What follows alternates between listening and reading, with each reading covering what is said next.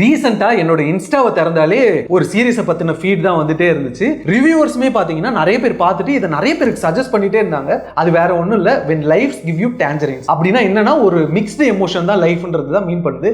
நான் இதை ஏன் இன்னும் பார்க்கலன்னா அந்த கிளிப்ஸ்லாம் பார்க்குறப்பவே தெரிஞ்சிச்சு இது கண்டிப்பா நமக்கு அழுகையை வர வச்சிடும், சென்டிமெண்டலாக நம்மள நல்லா மேனிபுலேட் பண்ணிடும்னு தெரிஞ்சுது. சீரிஸே பார்க்கலன்ற அப்புறம் ஏன்டா இந்த வீடியோ அப்படின்னு கேட்டிங்கன்னா இது வந்துட்டு நீங்க பார்த்துருந்தீங்கன்னா உங்களோட சஜஷன்ஸை கீழே கொடுங்கன்றதுக்கான வீடியோ தான் இது. இன்னொரு முக்கியமான பாயிண்ட் ஒன்று சொல்லணும்னு தோணுச்சு.